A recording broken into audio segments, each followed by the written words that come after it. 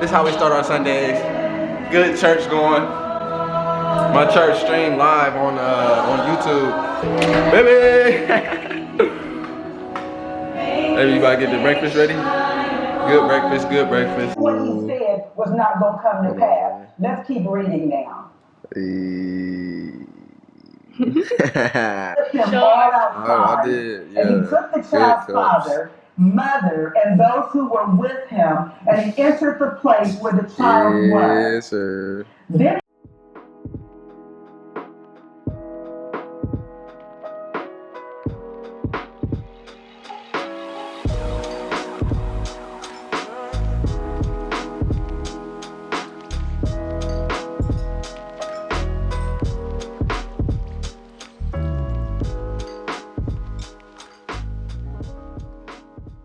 we watched church, had bacon, egg, and cheese sandwiches, and it's been great.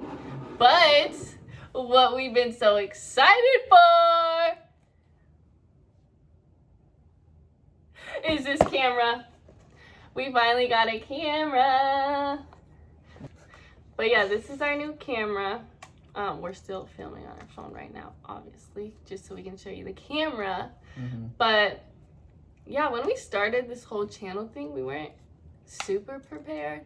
Yeah. But we were just like, let's do it. Let's start. It's time to get started. Yeah. We're really happy we started it though. For sure. And today, oh, should we switch to this now? Yeah. Okay, we're gonna switch to the camera. See what this looks like. Okay, see you soon. It's focusing, it's focusing, it's focusing. Hey guys! We on the new camera. How we look? Yeah. So we've had a great morning on this wonderful, blessed Sunday. With me drinking coffee at 2:30. I don't know if that's good. Me too. Cheers. So in the Q&A, I said how a lot of people don't know about my whole back situation. I got back surgery. People were saying, yeah, drop a picture. So I just wanted to tell the whole story. I hope like at least somebody can get something out of this, either like inspiring them or they're going through a tough time and come across this video, something. Because when I went through it, I know I was like, well, why did this have to happen to me? And I don't know. So I'm gonna tell the story. June knows about the whole situation. He knew I had back surgery, but he doesn't really know the whole story. He's definitely seen the before and after pictures. So what did you think about those pictures when I first showed you? it was crazy. Well, first of all, when you saw the scar on my back, you didn't even ask me like what it was from. What I mean, like, I don't know. I just. So what did you think happened? I mean, I knew it was probably surgery involved, but shoot, I don't know. It's something you just tell me, like, I don't know. Or I could have asked, but I just didn't. So I showed him the x-rays, and what did you think? The x-rays was crazy, because you told me, like, you was playing soccer on it and stuff. Like, y'all gonna see the x-ray. I'm gonna shoot. I just thought it was crazy. That's all I'm gonna say. It was crazy. I'm gonna show the before and after pictures later in the video. So make sure you keep watching because it is crazy. So I'll start the story now. Okay, so I was like 11 when they realized I had scoliosis, and I went to the doctor to get x-rays every like 12 months for them to see how like much it was changing, and then they switched it to every 6 months because I think it was like progressing at a faster pace. So they were like, we need to keep an eye on this. For sure. So I was homeschooled my freshman year and most of my sophomore year of high school because this whole situation. They put me in a brace. It was like this hard, thick brace. Literally, it would like push my body to try to be straight. It was super uncomfortable, but it was pink. They wanted me to wear it like all the time. I just couldn't. I mean, I definitely tried. And then they sent me to Wisconsin, and I did this like therapy exercise things. and they would literally push and pull my back until it was straight, and they would make me hold those poses. For example, like, I think it's called the child's pose in yoga. I was like in that position, and they would have like one strap right here pulling this way, and then one strap down below pulling the other way for it to like straighten my back. Super. That sounds like torture. That is not no exercise or any way to help somebody.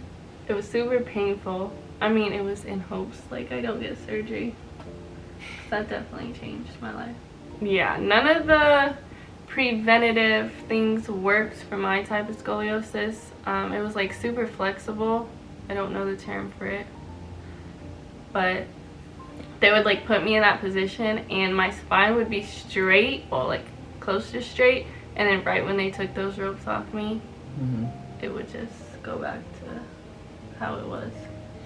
That just hurt my chest. Like, I just feel like that's so painful. Like, it was, but it's okay. I'm gonna show the before picture now, before I had surgery.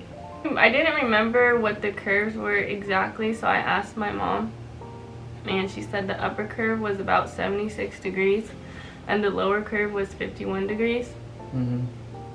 So I don't know if people are gonna get grossed out by this picture or whatever. if you like Grey's Anatomy, this is perfect for you. But that was my back before surgery. I remember the appointment they told me I had to get it. I guess it was progressing super fast, and me and my mom, we talked about it, and we like came to the conclusion that let's try to wait until after I get done playing soccer. I mean, soccer was my life. For sure. So I wanted to keep playing that, and they told me that I needed surgery ASAP. So I was like, okay, when are we gonna do it? I don't think I really knew how bad it was gonna be. And I got surgery that next week, and I don't remember like a thing when I was in the hospital. I was in the hospital for like 10 days after surgery. So I'm gonna have my mom explain more of that. She's in Colorado right now. I miss her. Miss you, mama. Yeah, so she'll explain what it was like. Gabby's stay for her surgery was a tough time. Leading up to that, happened very sudden. First, had to be there early in the morning. Surgery took a lot longer. Then they said it was going to take a few hours longer. The curve, I'd gotten real bad within the last 4 months. Was kind of rushed into it. We went in, they said we need to do it. So the very next week, there we were. I didn't know what to think. I didn't know we should do it right away. Obviously, it had moved so much. Needed to, but Gabby just played it in a soccer game. Thought about waiting. See if we could wait till after soccer. So there we are that day. She comes out with the doctor. He told us when she came to, she grabs me by the shirt, and if you know anything about Gabby, that's her for sure. Grabs him by the shirt and says he didn't fix anything. And he said, I did. I had to show her pictures, right there. And she goes, it just doesn't feel like it. We went in and saw her. And of course, I was worried sick. Her whole back was done. They screw and the vertebrae all the way down and put rods in on both sides. And they'll never be able to take it out. First thing I thought is, she loves playing sports and loves soccer and extremely aggressive and had quite the future coming up. But you do what you got to do. That's her attitude as well. So, time for recovery to start. First day she's on anything and everything, definitely morphine. One thing, you can push the button every 10 minutes, but she figures out that you can call the nurse, and she tells him, she goes, this isn't working. And he said, oh, you can only do it every 10 minutes. Can't even imagine the pain. The next day when she sat up, she just turned white as a ghost and pretty much passed out right there. The big thing for me was when she stood up. They said she's going to be a little taller. Well, she stands up and she's just towering. All the medication, she really doesn't know what was going on. She said she really doesn't remember anything. On one occasion, she thought it was snowing in the room. She thought her friend stepped out the window in the snow and asked why. You know, aren't we on the 4th floor? Why'd she just step out the window? There's a lot of things that happened during that time. After the second day, they wanted her to get up and walk down the hallway. Well, she gets up and all that kind of settles, and she just took a few steps, and she goes, I can't do it. And they're like, Gabby, you have to do it, you know. Strong young lady, 16 years old, and she goes, I'm gonna pass out. I just, you know, she fainted and took a few steps, and they said, you got to go all the way down the hallway. And she was like, you know, I just can't make it. Can't do it. Well, first of all, that's not her attitude. But with the pain, I'm sure that's exactly what she was feeling. So on the 3rd morning, she has to use the restroom. This is when it all turned around for Gabby. Somebody came in and said, you know, it'll be just a minute. Gabby told me, you know, I have to go because at this point she needs help. We can only move her a little bit at a time. Sends one of the other nurses and said, she's the lady that's coming. She'll be with you shortly. She's with a little girl in the next room over. Well, about 35 minutes, she comes in and the nurse said, I'm so sorry. I couldn't get in here 30 minutes ago. I was helping the little girl next door. And Gabby said, what's wrong? And she said the little girl had cancer and she just had a chemo treatment, and she was sitting with her. She was 3 years old. So helped her to the restroom. And in a few hours, they came in to have her walk again. Now, the last 2 days, she would only say she couldn't do it and she could only walk so far. Well, Gabby never said a word, but